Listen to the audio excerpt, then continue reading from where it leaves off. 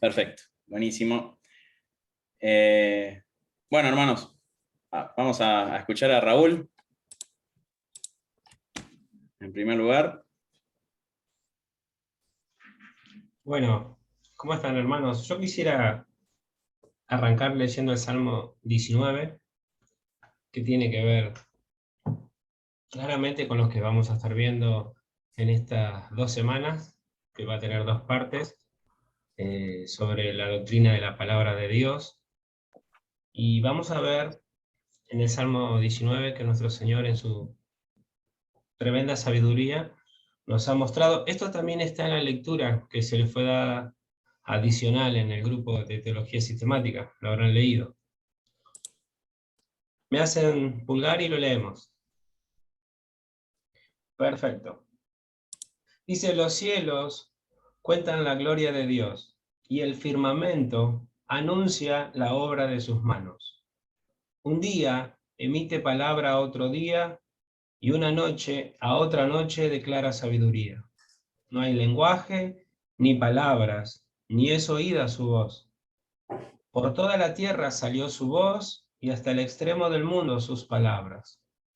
En ellos puso tabernáculo para el sol, y éste, como esposo que sale de su tálamo, se alegra cual gigante para correr el camino. De un extremo de los cielos es su salida, y su curso hasta el término de ellos. Y nada hay que se esconda de su calor. Esta es la primera parte, la mitad del Salmo, que está hablando de la revelación natural o general, que son los términos técnicos. Y va a continuar diciendo, versículo 7, la ley de Jehová es perfecta, que convierte el alma. El testimonio de Jehová es fiel, que hace sabio al sencillo. Los mandamientos de Jehová son rectos, que alegran el corazón. El precepto de Jehová es puro, que alumbra los ojos. El temor de Jehová es limpio, que permanece para siempre. Los juicios de Jehová son verdad, todos justos.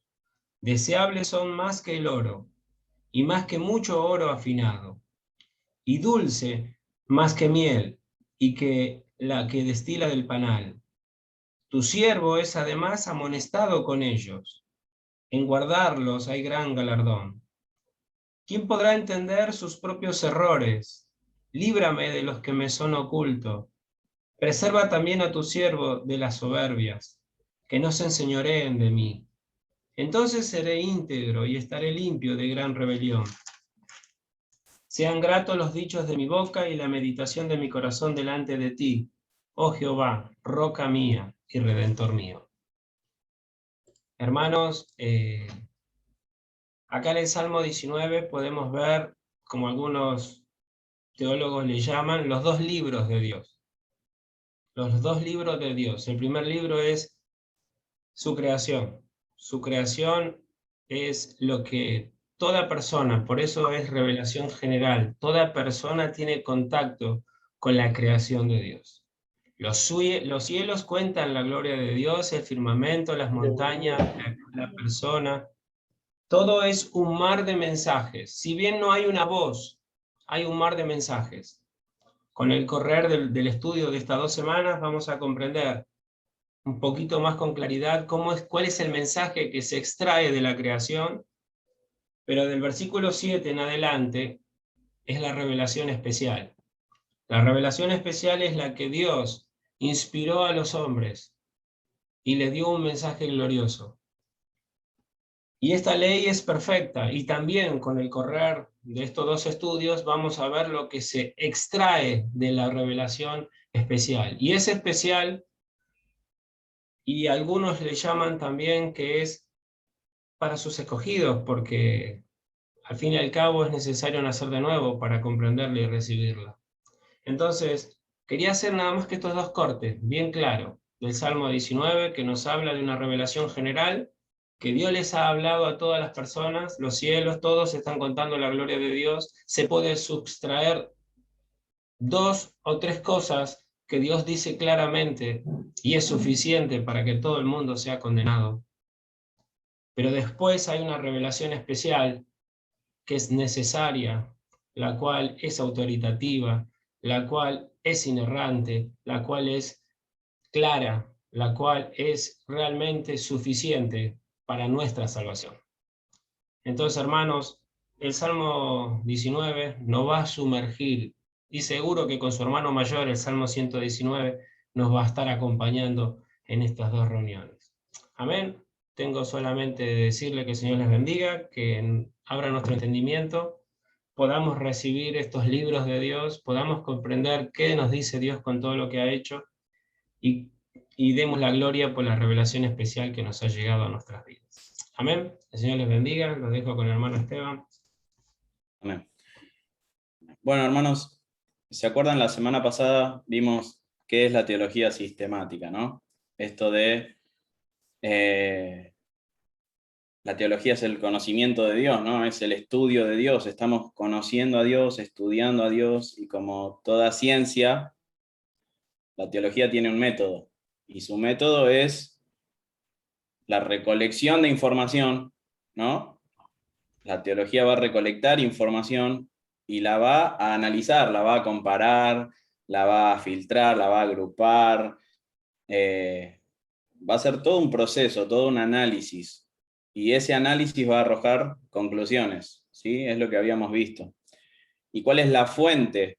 ¿Cuál es la fuente de donde la teología va a sacar todo ese conocimiento? ¿Sí? Habíamos dicho que un biólogo va a tomar todos los datos de la naturaleza, ¿sí? Va a ir a una selva, va a ir a una montaña, de la naturaleza va a tomar todos los datos que él necesita para su investigación. No, lo mismo hace el teólogo, pero su fuente, su campo de estudio va a ser la escritura, ¿sí? Las escrituras van a ser la fuente de donde vamos a sacar toda la información. Hoy vamos a, entonces, si las escrituras van a ser ese campo de estudio, primero tenemos que ver qué es lo que las escrituras dicen de sí mismas. Tenemos que validar nuestro campo de estudio, tenemos que decir, este campo de estudio es la autoridad de donde vamos a extraer todo el conocimiento necesario para conocer a Dios, ¿no? Entonces, esa es la primera definición que vamos a entender hoy. ¿Cuál es la autoridad de la Biblia? ¿Por qué la Biblia es tan importante? Podríamos decirlo de otra manera. ¿Quién es el autor de la Biblia? ¿Por qué la Biblia está por encima de cualquier otra revelación, de cualquier otra cosa que el hombre haya escrito? ¿Por qué la Biblia está por encima de todas? ¿Por qué la Biblia rige a todas las demás cosas? Y no sé si ustedes pudieron leer el capítulo de Grudem, del libro que tienen. Él da una definición sobre la autoridad de la Biblia que es muy buena y es muy sencilla. Él dice, la autoridad de la Biblia quiere decir que todas las palabras de la Biblia son palabras de Dios de una manera tal que no creer o desobedecer a alguna de ellas es no creer o desobedecer a Dios mismo. Y vamos a ver, bueno, esa es la definición, ¿no? Hay que ir empezando a desglosarla, empezar a ver si esta definición está bien planteada. La autoridad de la Biblia quiere decir que todas las palabras de la Biblia son palabras de Dios. ¿Y por qué decimos que las palabras de la Biblia son las palabras de Dios? ¿Por qué lo decimos? Bueno, hoy vamos a ver tres grandes razones. La primera, que es la que vamos a analizar ahora, es que decimos que la Biblia es la palabra de Dios porque es lo que enseña la misma Biblia. Esa es la primera razón. La Biblia es la palabra de Dios porque eso es lo que enseña la Biblia. Que las escrituras, que este libro que tenemos, este compendio de libros que tenemos, es la palabra de Dios. Tenemos el Antiguo Testamento, tenemos el Nuevo Testamento, y en el Antiguo Testamento tenemos profetas, personas comunes y corrientes, de carne y hueso, pero que Dios usó de cierta manera para dar revelación de él mismo. Dios usó a estos profetas para poder comunicarnos a nosotros quién es él, qué es lo que él quiere, y toda la información que Dios dio de sí mismo. Y tenemos un montón de ejemplos en el Antiguo Testamento, ustedes lo habrán podido leer, de cuando los profetas, por ejemplo, dicen, así dice el Señor, ¿no? Lo vemos en todo el Antiguo Testamento, así dice el Señor, y ellos hablaban en nombre del Señor. Y lo que decían era lo que Dios dijo. Ellos decían que era lo que Dios dijo. Y quiero ver un texto con ustedes que está en Deuteronomio 18:18. No sé si lo pueden ver ahí en mi pantalla. En Deuteronomio 18:18, Moisés les escribe al pueblo de Israel, le dice, profeta les levantaré de en medio de sus hermanos, como tú, y pondré mis palabras en su boca, y él les hablará todo lo que yo le mandare. Mas a cualquiera que no oyere mis palabras, que él hablare en mi nombre. ¿Lo pueden ver? Mis palabras, que él hablare en mi nombre, yo le pediré cuenta. Es decir, el profeta iba a hablar en nombre de Dios, y si no obedecían a eso que decía el profeta, Dios le iba a pedir cuenta, porque esto venía de parte de Dios. Y también advierte Moisés al pueblo, el profeta que tuviere la presunción de hablar palabra en mi nombre, a quien yo no le haya dado, no le haya mandado hablar, o que hablare en nombre de dioses ajenos, el tal profeta morirá. El pueblo tenía la obligación de apedrear a esos falsos profetas. Y si dijeres en tu corazón, ¿cómo conoceremos la palabra que Jehová no ha hablado? Si el profeta hablare en nombre de Jehová y no se cumpliere lo que dijo, ni aconteciere, es palabra que Jehová no ha hablado. Con presunción la habló el tal profeta, no tengas temor de él. Así que ya desde el Deuteronomio vemos esto, que Dios se va a revelar al hombre a través de profetas, ¿sí? Personas que él va a enviar, y estos profetas van a ser portavoces, van a hablar en nombre de Dios, lo que sea que Dios les haya revelado. Así que las palabras que estaban diciendo no eran propias, sino que eran palabras de Dios. Vamos a dejar de compartir ahí. Tenemos otro texto que lo va a pasar Luis, a ver si podemos poner Jeremías 23:16. Este es otro lindo ejemplo que podríamos considerar. No sé si lo tenés, Luis, si no.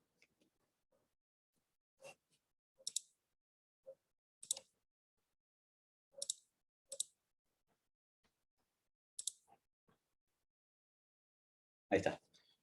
Jeremías 23:16, ¿ven? Jeremías va a hablarle al pueblo de Israel y le va a decir, así ha dicho Jehová de los ejércitos. No escuchéis las palabras de los profetas que os profetizan, os alimentan con vanas esperanzas, hablan visión de su propio corazón y no de la boca de Jehová. Así ha dicho Jehová. Y Ezequiel 13:1, miren, este versículo es muy cortito. Ezequiel 13:1 dice esto, vino a mí palabra de Jehová diciendo. Él va a hablar en nombre de Dios, ¿sí? Así que tenemos en las Escrituras palabras que vienen de parte de Dios por medio del profeta. Y también tenemos órdenes de Dios de que esas palabras tenían que ser escritas. Por ejemplo, en Éxodo 17:14, ahí está, muy bien. Moisés escribe esto, y Jehová dijo a Moisés, escribe esto para memoria en un libro, y di a Josué que raeré del todo la memoria de Amalek de debajo del cielo. Dios le ordena a Moisés escribir esta revelación. Lo mismo podemos leer en Jeremías 36:2. A ver si, ahí está. Jeremías 36:2 dice, Dios le dice a Jeremías, toma un rollo de libro y escribe en él todas las palabras que te he hablado contra Israel y contra Judá y contra todas las naciones, desde el día que comencé a hablarte, desde los días de Josías hasta hoy. Así que vemos que los profetas no solamente hablaban en nombre de Dios, tenían que escribir esa revelación. Entonces, todas esas palabras que escribieron en el Antiguo Testamento eran palabras de Dios mismo, y no obedecerlas era, no que no obedecíamos a Jeremías o a Moisés, no obedecían a Dios, no se obedecía a Dios.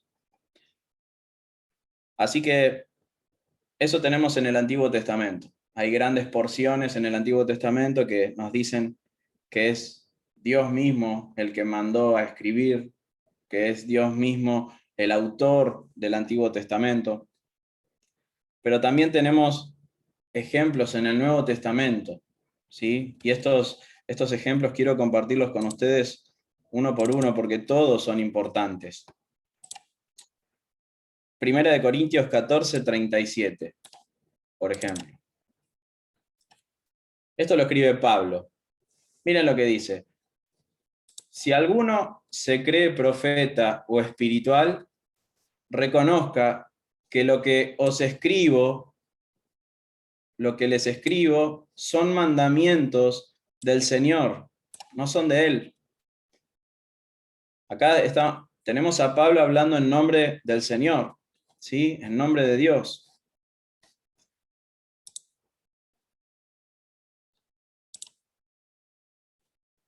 Ahí. Tenemos segunda de Pedro 3:2, por ejemplo. Miren lo que dice segunda de Pedro 3:2. Para que tengáis memoria de las palabras que antes han sido dichas por los santos profetas. ¿Dónde pasó esto? De las palabras que dijeron los santos profetas, en el Antiguo Testamento. Pero también del mandamiento del Señor y Salvador, dado por vuestros apóstoles.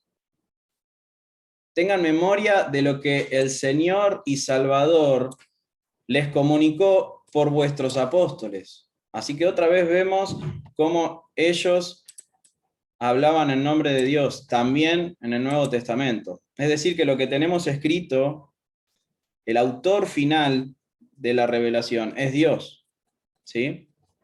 Vamos a otro ejemplo, en Primera de Corintios 2:13.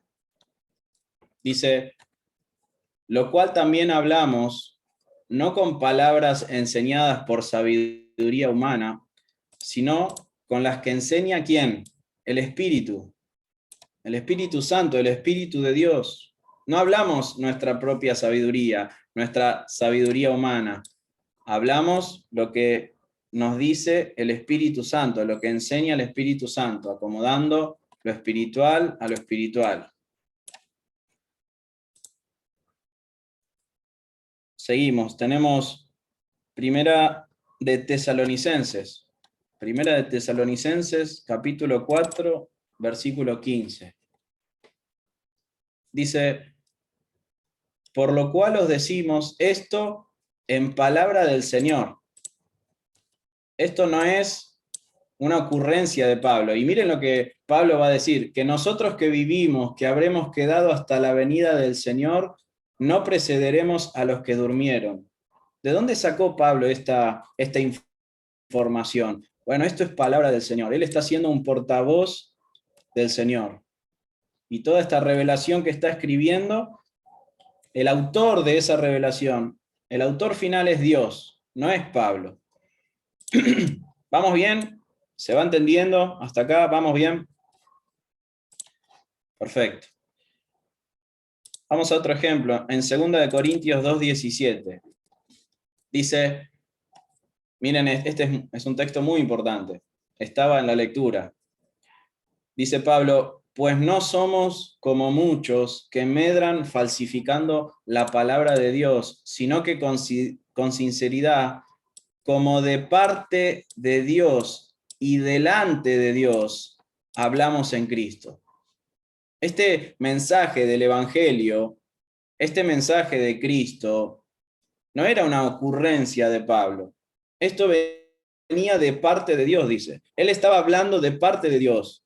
Y también estaba hablando delante de Dios. Así que lo que Pablo decía, iba a rendir cuentas por lo que él decía. Así que vemos que el autor del mensaje, el autor de la revelación, es Dios. Porque Pablo se siente que va a rendir cuentas por lo que está diciendo. Él está hablando delante de Dios. Dios es el juez, ¿sí? Y él está predicando el evangelio. Y Dios está haciendo un escrutinio de lo que Pablo está predicando. No vaya a ser cosa de que predique un evangelio falso, algo que Dios no esté diciendo. Así que Pablo se arroga el poder decir que él estaba hablando de parte de Dios. Pero también el temor de Pablo de decir que está hablando delante de Dios, ¿no? Muy bien. Estoy tratando de pasar rápido, hermanos, porque tenemos un montón hoy. Primera de Pedro 1:12, otro texto. A ver si lo tengo aquí.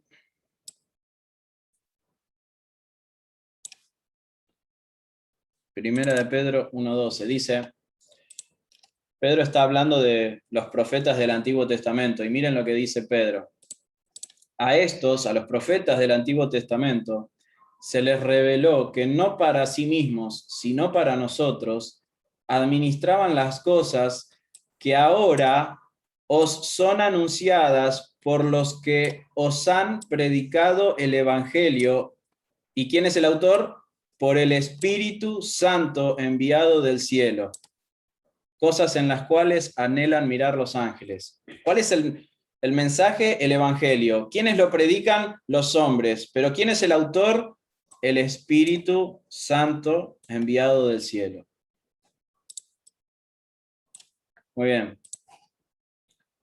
Primera de Tesalonicenses, capítulo 2, versículo 3 y 4, otro texto más. Dice, porque nuestra exhortación no procedió de error ni de impureza, ni fue por engaño, sino que según fuimos aprobados por Dios para que se nos confiase el Evangelio, así hablamos.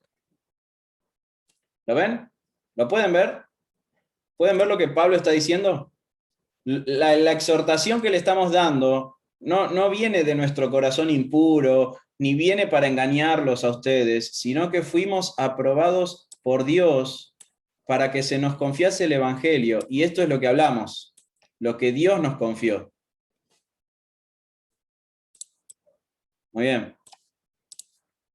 Seguimos. Colosenses, capítulo 1, versículo 25. A ver si lo tengo aquí. Capítulo 1, versículos 24 y 25. Pablo le escribe a los colosenses, ahora me gozo en lo que padezco por ustedes y cumplo en mi carne lo que falta de las aflicciones de Cristo por su cuerpo, que es la iglesia, de la cual fui hecho ministro según la administración de Dios que me fue dada para con ustedes, para que anuncie cumplidamente, ¿qué cosa? La palabra de Dios. Pablo está diciendo, yo soy alguien que está hablando la palabra de Dios. Dios me asignó este ministerio. Me fue dada, dice. Me fue dada para con vosotros que anuncie cumplidamente la palabra de Dios.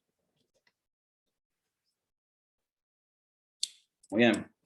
Espero que se estén entendiendo. Y por último, Juan, el apóstol Juan, en Apocalipsis, capítulo 1, versículo 1. Miren lo que dice Juan. La revelación de Jesucristo que Dios le dio. ¿Quién se la dio? Dios. La revelación de Jesucristo que Dios le dio para manifestar a sus siervos las cosas que deben suceder pronto, y la declaró enviándola por medio de su ángel a su siervo Juan, que ha dado testimonio de la palabra de Dios y del testimonio de Jesucristo, de todas las cosas que ha visto. ¿Sí? Ahí tenemos a Juan dando testimonio de la palabra de Dios. O sea, Juan está diciendo diciendo, lo que yo estoy escribiendo acá es el testimonio de la palabra de Dios. Esto no es lo que a mí me parece, o esta no es mi percepción de las cosas. Esto no es las ideas que yo fui construyendo con mis propios pensamientos. Esto es la palabra de Dios. Debe ser tomado esto como viniendo de parte de Dios, no mía. ¿Sí? Muy bien. Y ahora quiero analizar otro texto, un texto que vamos a seguir analizando en las próximas clases. Un texto muy importante cuando hablamos de las Escrituras, que es 2 de Timoteo 3:16.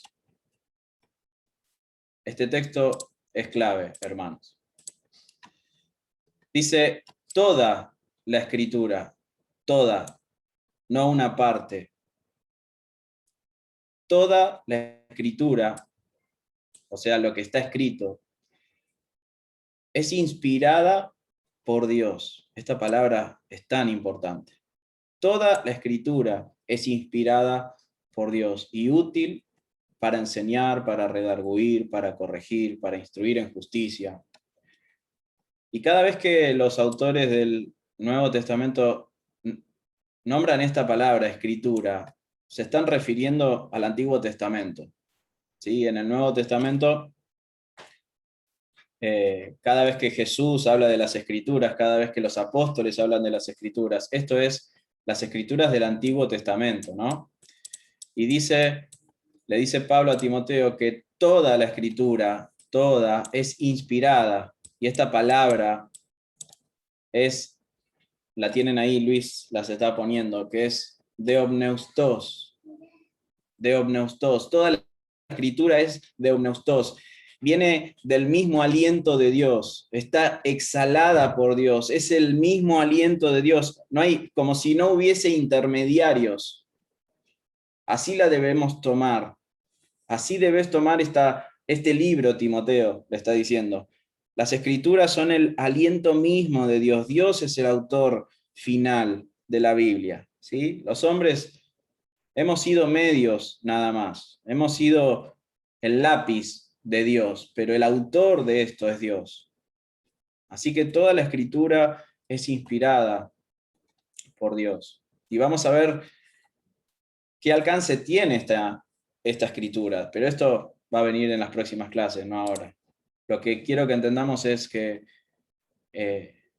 estamos tratando de probar que la misma Biblia dice que es la palabra de Dios, que Dios es el autor. Eso es lo que nos enseña la Biblia. Tenemos otro texto que viene unido a este, que es 2 de Pedro 1:19. Un texto importantísimo, 2 de Pedro 1:19 al 21. Para que no vean que es solamente Pablo hablando de esto. Pedro dice, tenemos también la palabra profética más segura. ¿Por qué es la más segura? Ahora vamos a ver por qué es la más segura. A la cual hacéis bien en estar atentos como una antorcha que alumbra en lugar oscuro hasta que el día esclarezca y el lucero de la mañana salga en vuestros corazones, entendiendo primero esto, que ninguna, esto también es otra palabra importante, ninguna profecía de la Escritura es de interpretación privada. Es decir, esto no es la conclusión de hombres. Esto no es que cada uno interpretó como quiso y escribió lo que cada uno interpretó. Esto no es que lo que está escrito tiene miles de interpretaciones diferentes. No, no es de interpretación privada. No es que cada uno la interpreta como quiere. La profecía de la Escritura, ninguna profecía de la Escritura es de interpretación privada, porque nunca, de vuelta, otro absoluto, nunca la profecía, la verdadera profecía, nunca la profecía fue traída por voluntad humana, sino que los santos hombres de Dios hablaron siendo, de vuelta, inspirados por el Espíritu Santo. Es como si el Espíritu Santo les hubiese dado el aliento de vida que le dio a Adán, para que escriban las palabras de la Biblia, palabra por palabra, ¿sí? Bueno, esto podríamos decir, bueno, esto es con referencia al Antiguo Testamento, ¿no? Las escrituras del Antiguo Testamento. Está bien, quedó claro que Dios es el autor del Antiguo Testamento, eso quedó clarísimo. Ahora, ¿podemos decir lo mismo del Nuevo Testamento? ¿Podemos decir que Dios es el autor tanto del Antiguo como del Nuevo Testamento? Bueno, ya vimos que en el Nuevo Testamento vinieron apóstoles, vinieron personas hablando en nombre de Dios y les decían a los creyentes, nosotros somos portavoces de Dios. Esto Dios nos lo dio, es la palabra de Dios. Pero tenemos algunos textos que también son muy importantes para establecer que el Nuevo Testamento también es inspirado por Dios, también Dios es el autor. Vamos a 2 de Pedro, capítulo 3, versículo 15. A ver, voy a borrar esto porque nos va a molestar. 2 de Pedro, capítulo 3, versículo 15. Pedro le está escribiendo a la iglesia y le dice, y tened entendido que la paciencia de nuestro Señor es para salvación, como también nuestro amado hermano Pablo, según la sabiduría que le ha sido dada, os ha escrito. Pablo escribió casi en todas sus epístolas, hablando en ellas de estas cosas, entre las cuales hay algunas difíciles de entender, las cuales los indoctos e inconstantes tuercen. Presten atención a esto, como también las otras escrituras. ¿De qué estamos hablando con las otras escrituras? ¿De qué está hablando Pedro? Está hablando del Antiguo Testamento. Para su propia perdición, esto lo voy a tener que poner en otro color, porque esto es fundamental. Para su propia perdición. Es decir, Pedro está diciendo, lo que Pablo escribió causa el mismo efecto que causa no obedecer el Antiguo Testamento. Es decir, lo que Pablo escribió está a la misma altura que el Antiguo Testamento, porque causa el mismo efecto. El que no lo desobedece, el que lo tuerce, el que lo tergiverse, lo hará para su propia perdición. Esto es condenación eterna, esto es no ser salvo. Y no está hablando aquí de el Antiguo Testamento, está hablando de las epístolas, como en todas sus epístolas. Está hablando de lo que Pablo escribió. Así que, de alguna manera, desobedecer a Pablo era desobedecer a Dios. Tergiversar a Pablo era tergiversar a Dios mismo. Eso está diciendo Pedro. Otro ejemplo muy importante que tenemos está en 1 de Timoteo 5:8, perdón, 5:18. Pablo le escribe a Timoteo y miren lo que les dice. Pues la escritura, Pablo dice que esto lo dice la escritura, lo que va a decir lo dice la escritura. Pues la escritura dice, no pondrás bozal al buey que trilla, y también dice, digno es el obrero de su salario. Muy bien. Pablo está diciendo que estas dos declaraciones están en la escritura, es decir, en lo que Dios reveló, en la revelación de Dios, de la cual Dios es el autor. Pero ¿qué pasa? No pondrás bozal al buey que trilla, es una cita de Deuteronomio, que está en el Antiguo Testamento. Pero digno es el obrero de su salario, no está en el Antiguo Testamento, está en el Nuevo Testamento, es una cita de Lucas capítulo 10. Y Pablo dice que esto es parte de la escritura que Dios reveló. Así que el Nuevo Testamento es tan importante como el Antiguo Testamento, están al mismo nivel. El autor es el mismo en uno y en el otro, es Dios.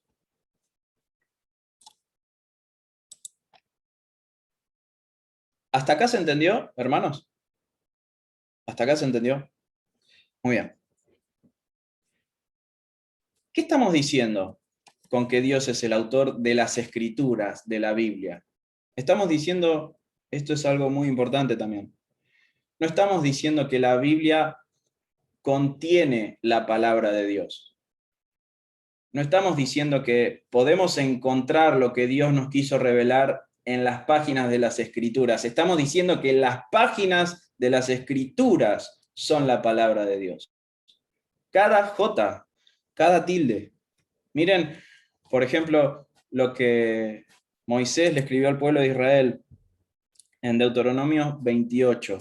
Deuteronomio 28, 58. Miren, Moisés le escribe, si no cuidares de poner por obra todas las palabras de esta ley, todas, no algunas, no busquen en esta ley lo que más les parezca que viene de parte de Dios. No, si no cuidares de poner por obra todas las palabras de esta ley que están escritas en este libro, temiendo este nombre glorioso y temible, Jehová tu Dios. Todas estas palabras están escritas, todas son importantes, porque todas vienen de aquí, Jehová tu Dios. Otra cosa que Moisés le dice al pueblo de Israel en Deuteronomio 29, 29, él les dice, las cosas secretas, las cosas que Dios no quiso revelar, le pertenecen a Jehová nuestro Dios, mas las reveladas son para nosotros y para nuestros hijos, para siempre, para que cumplamos todas, de vuelta, todas las palabras de esta ley. Es decir, que lo que Dios reveló, las cosas reveladas, son todas las palabras de esta ley. No es un pedacito, no es 2 o 3 mandamientos y el resto los puse yo porque, bueno, había que completar. No, todas las palabras de esta ley son palabras reveladas de Dios. Bueno, esto lo dice Moisés en el Antiguo Testamento, pero en el Nuevo Testamento también tenemos expresiones similares. Mateo 5:18, nuestro Señor Jesús dice, porque de cierto os digo que hasta que pasen el cielo y la tierra, ni una jota, ni una tilde pasará de la ley, hasta que todo se haya cumplido. Es decir, no es que Dios nos reveló conceptos en las Escrituras, que nosotros tenemos que ir elaborando y descubriendo, no. Dios va a cumplir cada jota y cada tilde, dice el Señor Jesús. A ese nivel de detalle tenemos nosotros la revelación de Dios. Es decir, Dios obró de tal manera en los que escribieron las Escrituras, que cada jota y cada tilde son de Dios. No es que es, bueno, esto es más o menos lo que Dios quisiera decir. No. El Espíritu Santo fue guiando de tal forma las circunstancias de la vida de cada escritor, que a la hora de escribir el libro, es como si Dios se hubiese sentado con la pluma a escribirlo. Así que el autor de cada jota y cada tilde de las Escrituras es Dios mismo. En Lucas 16, 17 Jesús dice, pero más fácil es que pase en el cielo y la tierra que se frustre una tilde de la ley. Nada, no se va a frustrar nada. Cada palabra es de Dios. Cada palabra, el autor es Dios. Muy bien. Y, perdón, no quise salir. Hay otro argumento más. Encuentro el...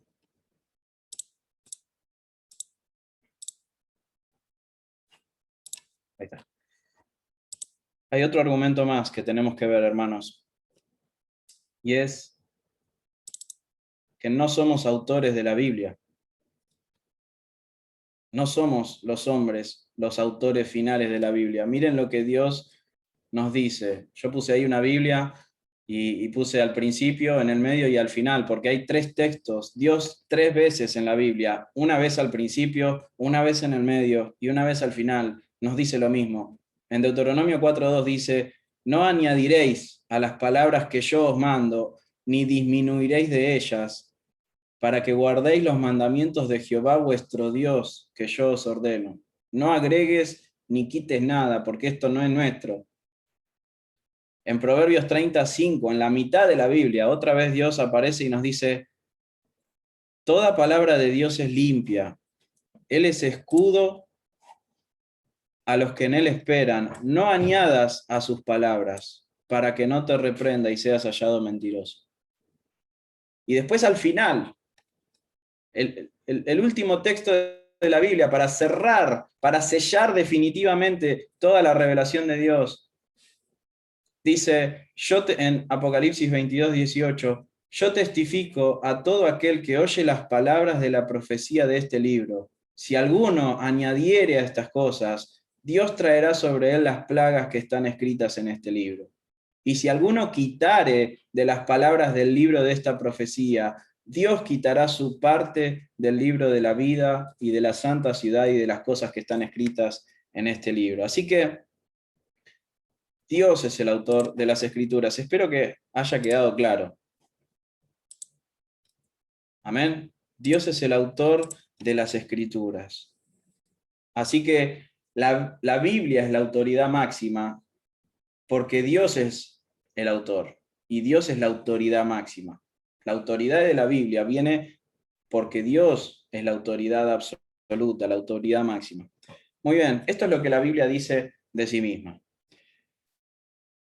Pero como punto número 2, también podemos observar otras evidencias, aparte de lo que la Biblia dice textualmente, cada jota, cada tilde. También hay otras evidencias que nos pueden llegar a persuadir de que la Biblia es la palabra de Dios y no otro libro. Por ejemplo, la Biblia fue escrita por más de 40 autores distintos en un periodo de 1600 años. Y eso, no sé si Luis lo tenés como para hacer un recuento, pero la Biblia está escrita en un periodo de 1600 años.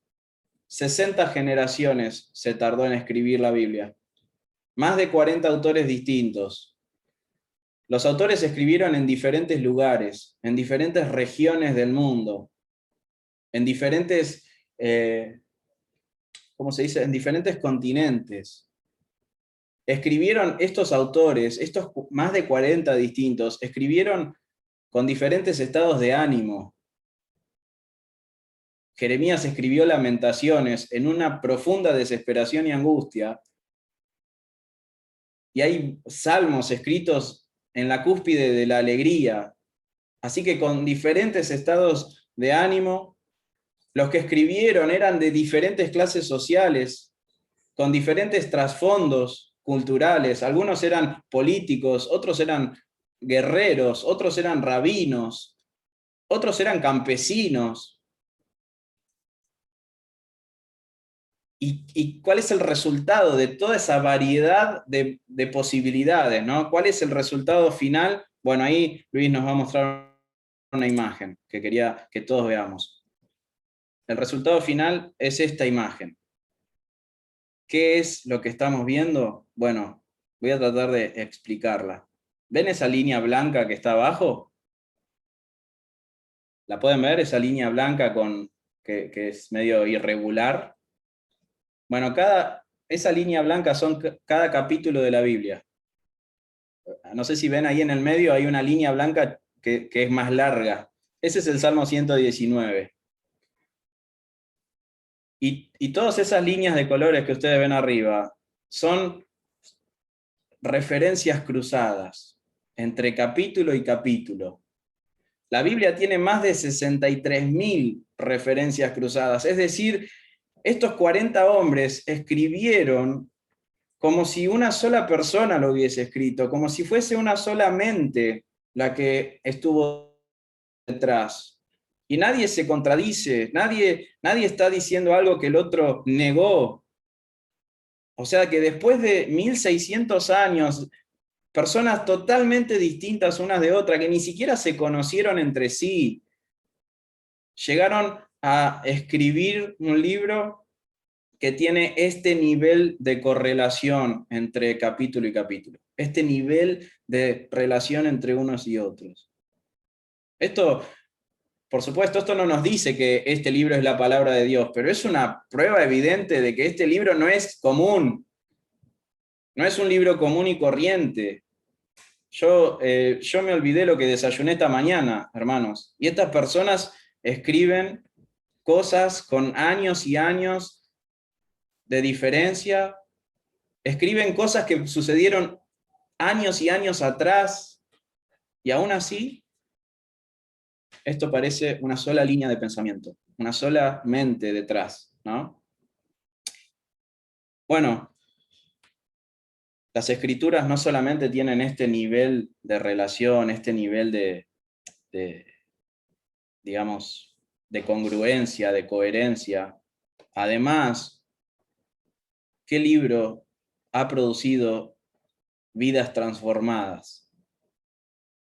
¿Qué libro ha producido vidas transformadas, que ha agarrado a hombres que eran bestias como Nabucodonosor y los ha hecho hombres piadosos, misericordiosos, amorosos?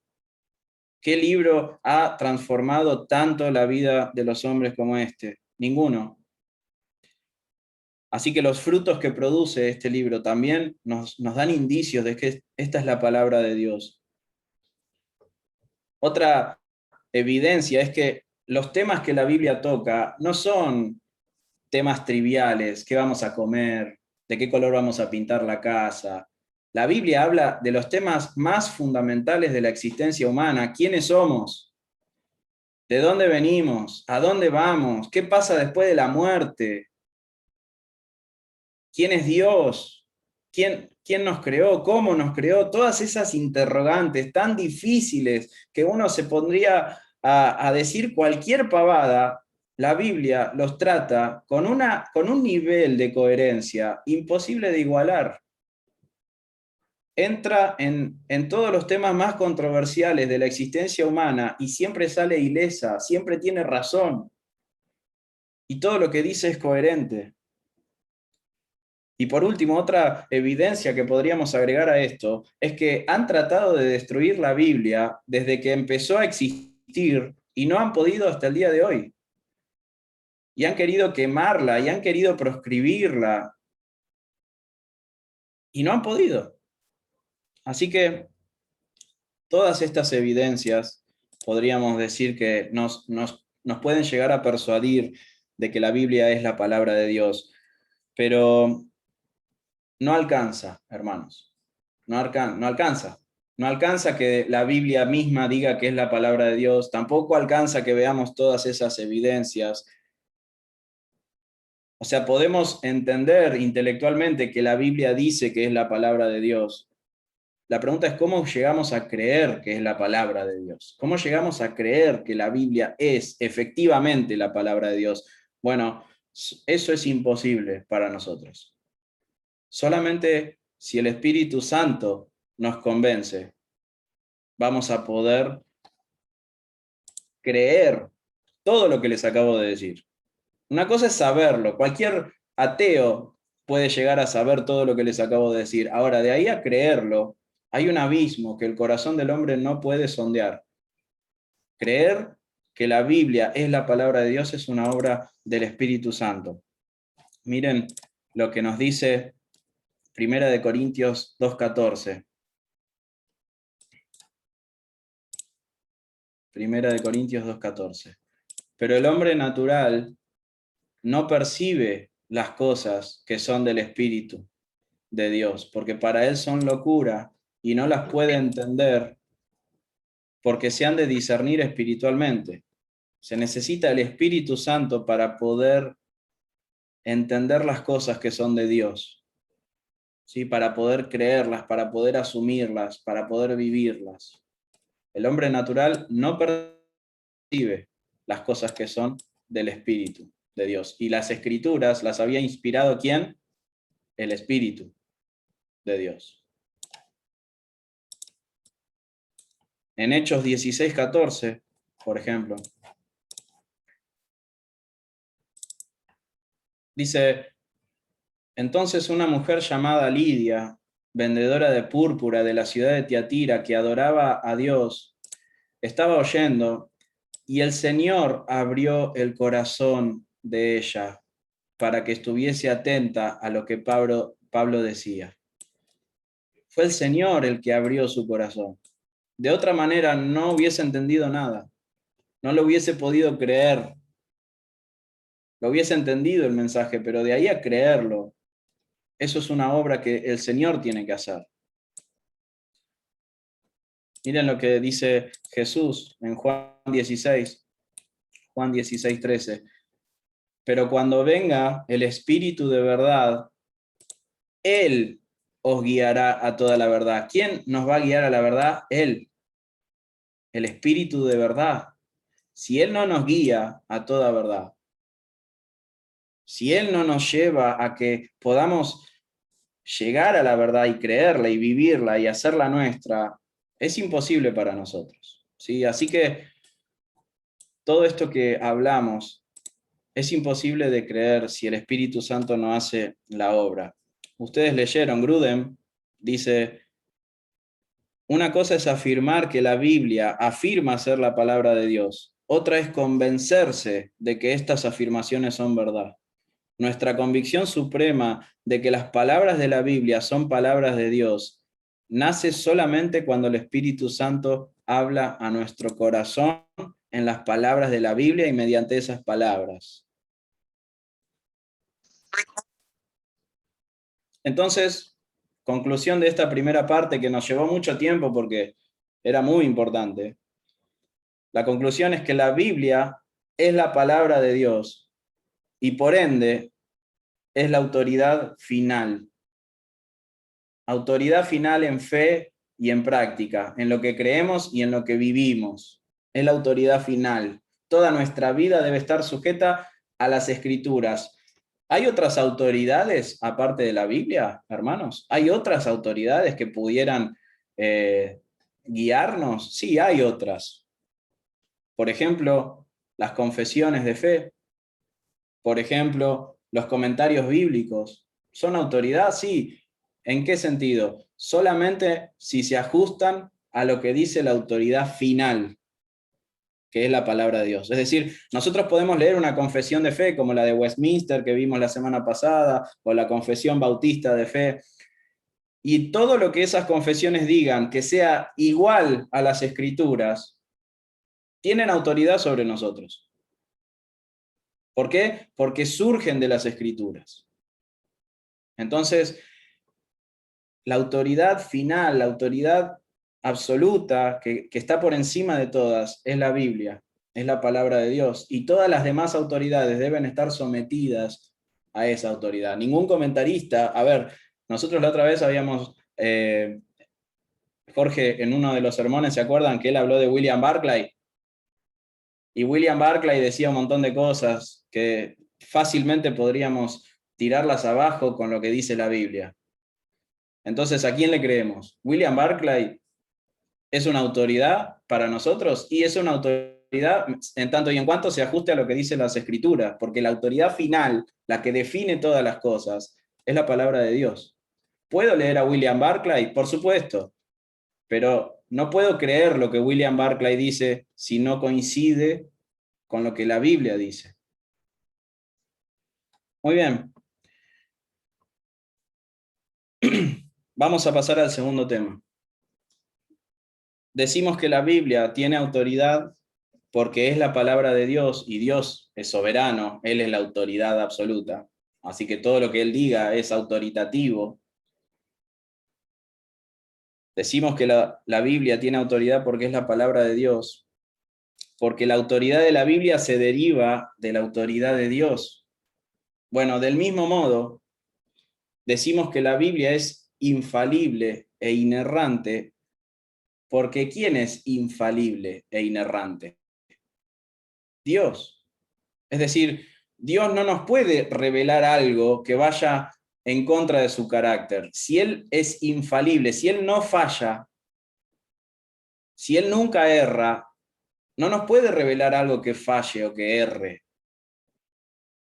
Así que, como dice Grudem, inerrancia de la Biblia quiere decir que la Biblia, en los manuscritos originales, y después vamos a hablar un poquito de eso, no puede afirmar nada que sea contrario a la realidad. ¿Sí?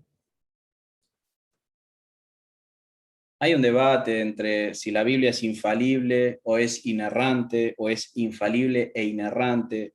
Yo les voy a tratar de resumir esto. Infalible significa que no puede fallar y es el término más importante, es el más grande. Y la inerrancia significa que no tiene errores. Inerrancia es sin errores, no tiene errores. La Biblia es inerrante, no tiene errores. Pero hay algo más importante, que es la Biblia no solamente es inerrante, es infalible. No, nunca va a tener errores, no va a fallar. No se va a descubrir nada mañana que haga que falle la Biblia. Así de segura es la palabra de Dios. Es infalible, no puede fallar. Y por más que la psicología diga otra cosa, y por más que cualquiera diga otra cosa, lo único que es infalible es lo que Dios reveló, porque Dios es infalible. Miren la fuente de donde surgen las escrituras. Números, vamos a compartirlo.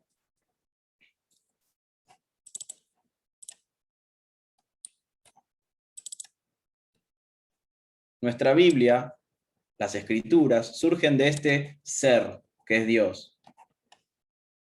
Miren cómo es este ser. Números 23:19 dice, Dios no es hombre para que mienta, ni hijo de hombre para que se arrepienta.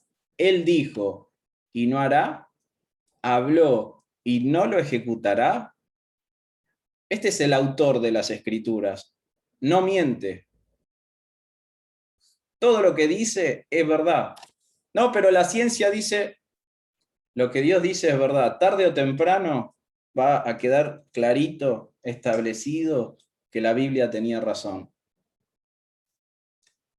Tito 1:2, Pablo le dice a Tito, en la esperanza de la vida eterna, la cual Dios, que no miente, ¿no? Que ahí Gruden nos aclara un poco, que es lo mismo que decir el Dios no mentiroso.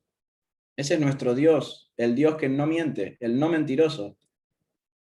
El que no encontró a alguien más justo que él, así que juró por sí mismo. Nuestro Dios juró por sí mismo a Abraham que él iba a cumplir sus promesas. Porque no hay otro infalible, solo él. Romanos 3:4, Pablo dice, de ninguna manera, antes sea Dios veraz y todo hombre mentiroso. Esa es la diferencia que hay entre Dios y nosotros. Él es veraz, Él jamás miente. Así que este Dios que no miente es el autor de las Escrituras.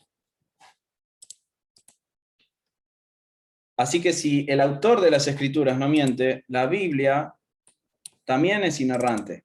¿Ven? Tenemos esta clase de textos en las Escrituras. La palabra, Salmos 12:6, las palabras de Jehová son palabras limpias, como plata refinada en horno de tierra, purificada 7 veces. Hermanos, cada cosa que Dios ha dicho fue la palabra final. Nadie pudo agregar nada a eso. Jesús vino a contarnos lo que nadie nos contó sobre el infierno. ¿Se acuerdan la parábola del rico y Lázaro? Y nadie fue capaz nunca de agregar nada a eso. Todo lo demás son estupideces, que no, que me morí, que fui 15 minutos al cielo, y vienen con una sarta de pavadas que la Biblia nos dice todo lo contrario. El único que cada vez que habló fue palabra final es nuestro Dios. Proverbios 35 dice, toda palabra de Dios, toda, no algunas, toda palabra de Dios es limpia. Y el Señor Jesús dice esto en su oración sacerdotal, santifícalos en tu verdad. Tu palabra es verdad. Y este término es muy importante, porque Jesús no está diciendo tu palabra es verdadera. En el original se usa un sustantivo, no un adjetivo. Un sustantivo, es verdad. La palabra de Dios es la verdad. Si ustedes quieren definir qué es la verdad, podrían definirlo de esta manera. Es todo lo que Dios dice. Esa es la verdad. Punto final. Tu palabra es verdad. Así que la Biblia es inerrante. Todo lo que la Biblia dice es verdad porque su autor es verdadero y no miente. ¿Sí? Ahora, hay cuestiones sobre la inerrancia que podemos llegar a tener que aclarar o que hilar un poquito más fino para poder entender ¿Por qué, por ejemplo, voy a compartir un texto con ustedes. Miren este texto. Esperen que me quedó todo el dibujito. Vamos a compartir este texto. Miren. Dice Segunda de Reyes 19:35. Dice, y aconteció que aquella misma noche salió el ángel de Jehová y mató en el campamento de los asirios a 185.000. Y cuando se levantaron por la mañana, he aquí que todo era cuerpos de muertos. Hermanos, ¿eran 185.000? ¿No eran 185.003? ¿No eran 178.948? Eran 185.000, dice la Biblia. La pregunta es, ¿cómo llegó el escritor a este número? ¿Tuvo un arrebato místico que le hizo poner ese número? Bueno, la Biblia, hermanos, es inerrante a pesar de que habla en estos términos sencillos para que todo lo podamos entender. No, hermanos, no eran 185.000, exacto, sin ni uno más ni uno menos. Seguramente el que escribió ese numerito lo sacó de algún censo, o era alguien que estaba entrenado para la guerra y cuando vio el ejército llegó a ese número porque conocían cuánto terreno ocupa esa cantidad de gente, 185.000. Ahora, eso no significa que la Biblia erró. Ah, no, porque no eran 185.000, eran 185.040. Listo, la Biblia es mentira. No, no.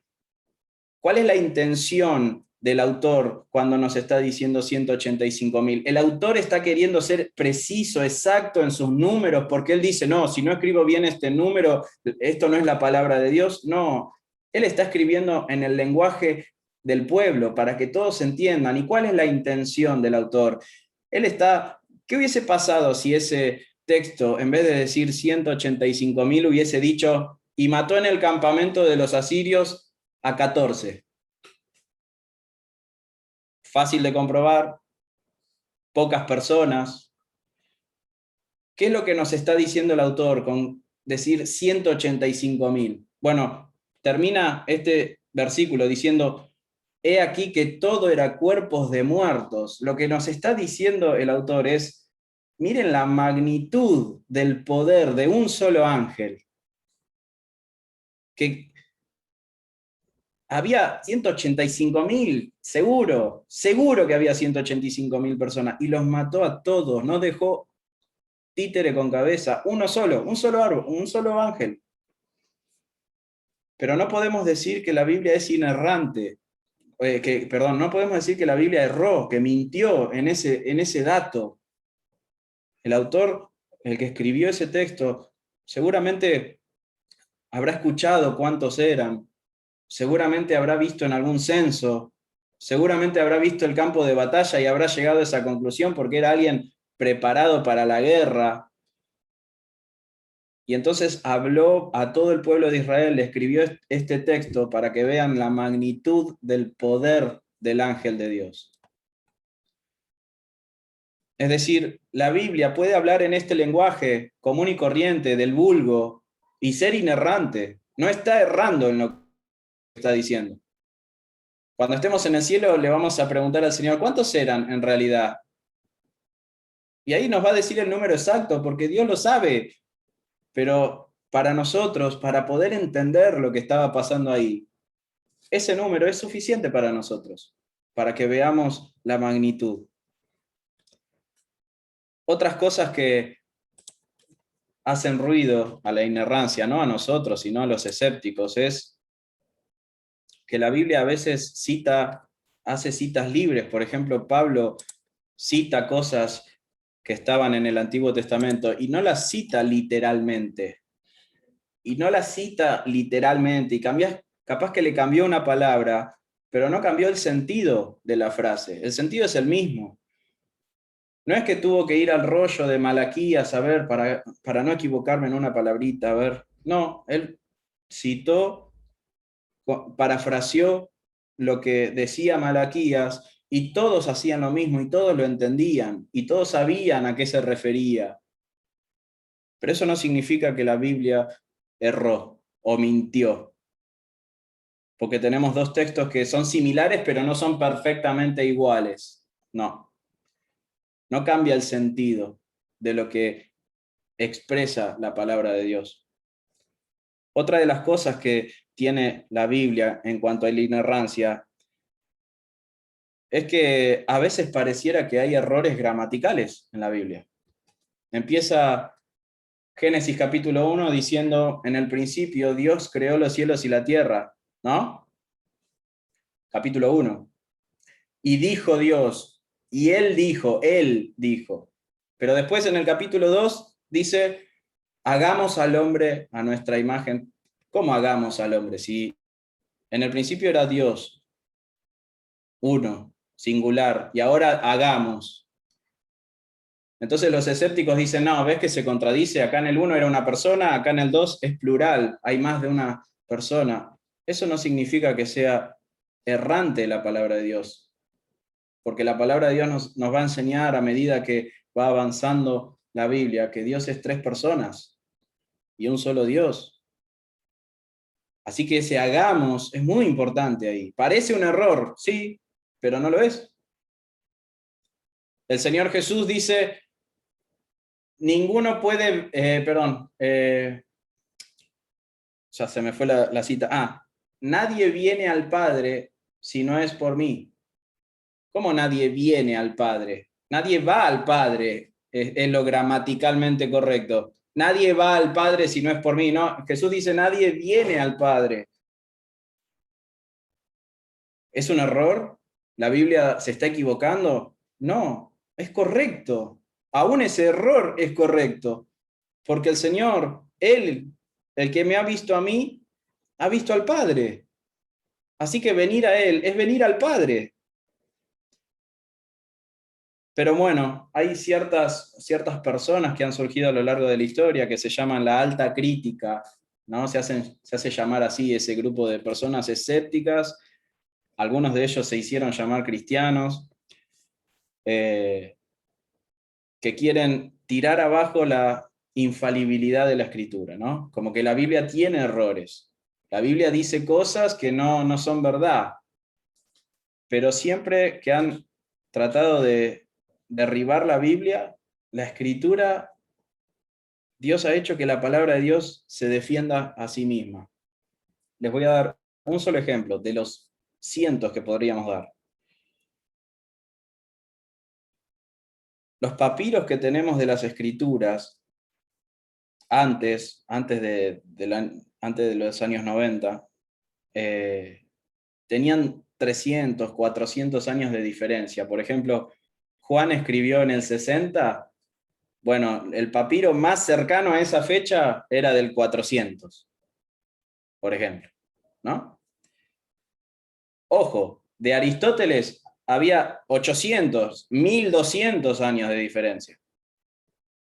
Pero nadie se quejaba de Aristóteles, todos se quejaban de la Biblia, no, 300 años, un montón de tiempo, se pudo haber tergiversado, lo pudieron haber cortado y hecho un montón de cosas en el medio, bueno, perfecto.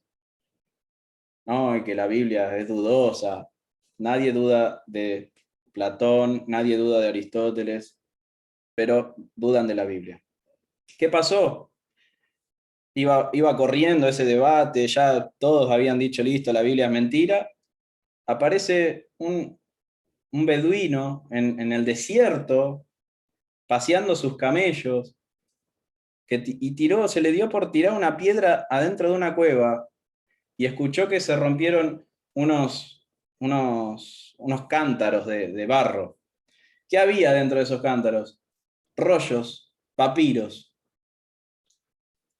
Papiros que llevaron esa diferencia de 300 años a cero en algunos casos. O sea, tenemos papiros que tranquilamente podría haber escrito Juan en persona. Eso no es incomprobable, no podemos comprobar que Juan efectivamente lo escribió, pero tenemos textos que son de la misma época en el que fueron escritos.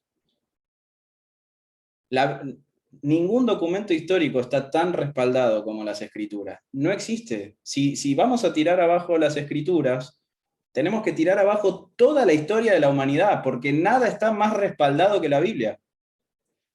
Y sin embargo, esta gente tan escéptica, la alta crítica, que yo quisiera darlo de tarea para que, ¿no? Para que investiguemos más en la semana y que podamos ver que estas cosas se fueron cuestionando, ¿no? Esta alta crítica, estos científicos o cristianos filósofos, no sé, que han querido derribar la escritura, derribar la palabra de Dios, ¿para qué? ¿No? ¿Cuál es el objetivo de decir que la Biblia falla? Y bueno, que si falla en 185.000, también falla en que existe el infierno, por ejemplo.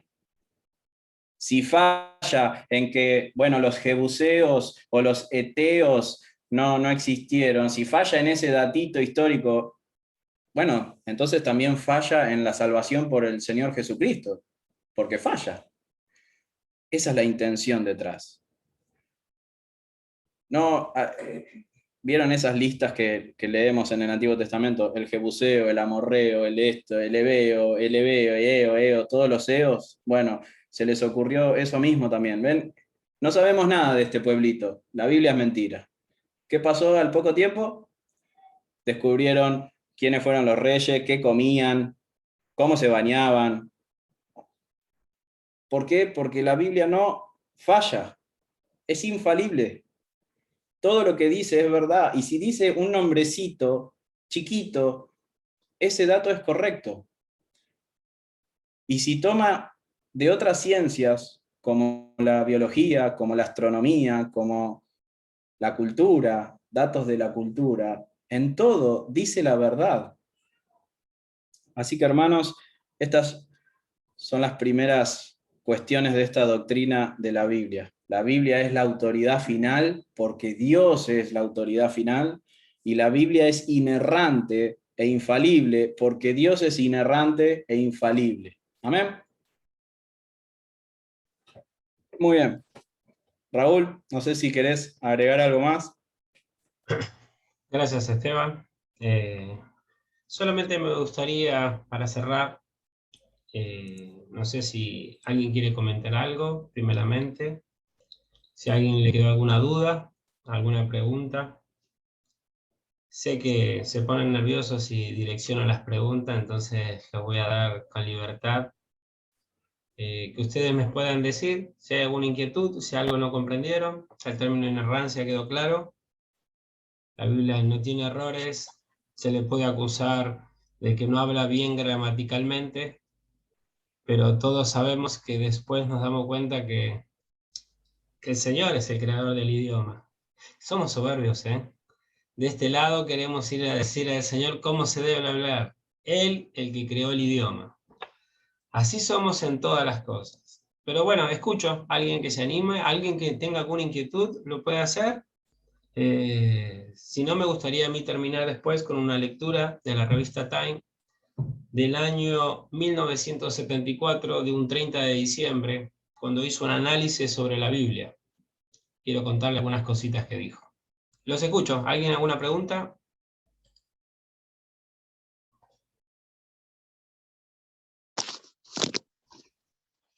Raúl, y a todos los hermanos.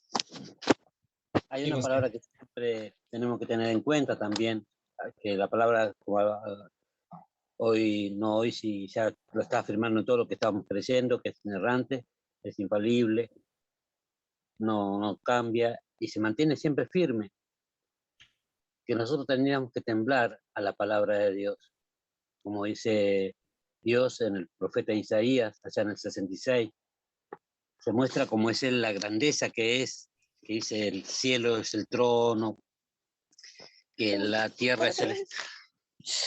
Perdón. Sí, José.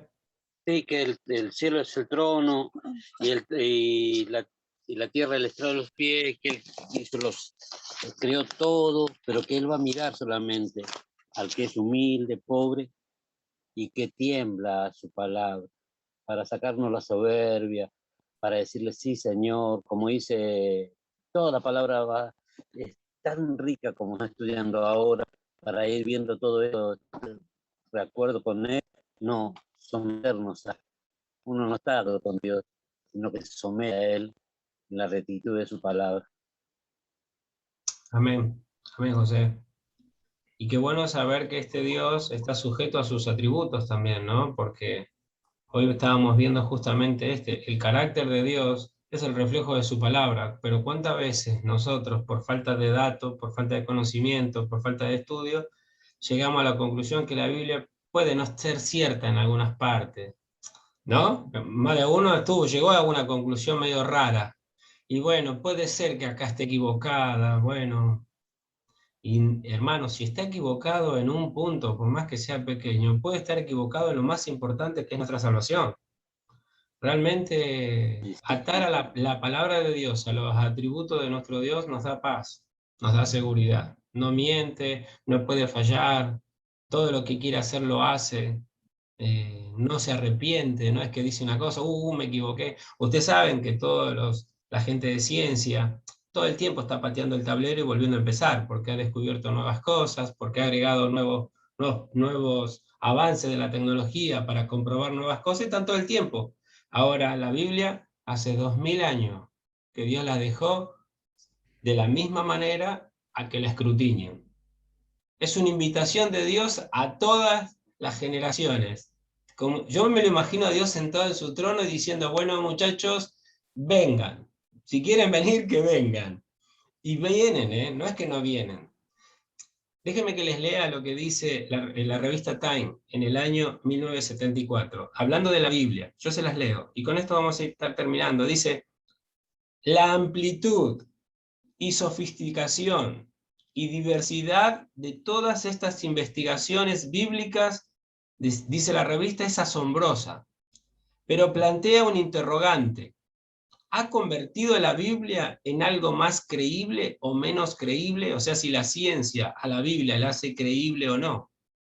Los que la leen de manera literal, que sienten que el piso se les mueve cada vez que un versículo es cuestionado, dirán que la credibilidad ha sufrido un golpe. Se ha sembrado la duda. La fe corre peligro. Esto decía la revista Time por las investigaciones científicas de esa época. Pero sigue hablando la revista. Dice, pero los creyentes que esperan algo distinto de la Biblia podrán bien concluir que su credibilidad ha sido fortalecida. Después de 2 siglos de enfrentarse a las armas científicas más potentes, la Biblia ha sobrevivido y posiblemente esté en una mejor posición después de haber sido sitiada. Aún en el campo de los críticos, los hechos históricos, las escrituras parecen ser más aceptables ahora que cuando los racionalistas comenzaron a atacarla. Esto decía la revista Time, mire, hace tanto tiempo. Marcelo y Flor levantaron la manito. ¿Quieren hacer un comentario? No, acá en la página 49, ¿viste? Que dice los términos especiales. Neo-ortodoxia, no sé lo que significa, porque se habló de inerrante, infalible, inspiración, testimonio de sí misma, autoridad absoluta, autoridad de la Biblia, bueno, la escritura, fe y práctica, todo eso se abarcó, pero me queda pendiente neo-ortodoxia. Muy bien. Bueno, esa era la tarea que yo quería que tengamos, para que podamos ver estas dos corrientes, entre comillas, teológicas, y que la podamos investigar, googleen, vayan a Wikipedia, no hay problema, pero para que tengan algo en mente, quería que busquemos qué es la teología liberal y qué es la neo-ortodoxia. Yo se los podría decir ahora, hermanos, pero está bueno que busquemos ahí antes de dormir, busquemos un poco, googleemos quién fue Friedrich Schleiermacher, quién fue Karl Barth, y vamos a ver cuestiones con respecto a esto que vimos hoy, si la Biblia es la autoridad o no, y si la Biblia es inerrante o no, ¿no? Estas dos corrientes teológicas, el liberalismo teológico, el cristianismo liberal, ha sido de los mayores males que ha habido dentro del cristianismo. Hasta el día de hoy los padecemos grandemente, y quizá, bueno, la introducción de la semana que viene sea esa, poder ver un poquito esas cositas y seguir, pero me gustaría que ustedes lo busquen porque está bueno. Amén. Ok. ¿Alguna otra pregunta?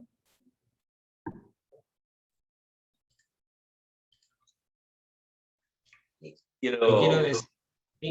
Sí, José. decir que no puedo explicar así como han explicado ustedes, porque yo no he estudiado, pero hay algo que está en mi corazón que quiero decirlo, ¿no? Y que tengo fe que algún día voy a alcanzar cosas que yo hace muchos años que quería respuesta, y hay cosas que las creo aún no teniendo todavía la respuesta. Lo que vos mostraste hoy de la inerrancia, yo creo que es así realmente. Creo que es así, porque, por ejemplo, donde dice Jesús, nadie viene al Padre si no es por mí, ese es uno de los casos de que yo también tenía esa cosa así. Pero para mí está perfecto eso, porque si no, Jesús tendría que estar diciéndole a las personas, yo soy... No, Jesús en ningún momento siempre tuvo una calidad de forma de hablar, ¿va? Yo ahora no lo estoy explicando como el último hermano que habló recién, lo leyó, está perfecto, como lo decía, ¿no?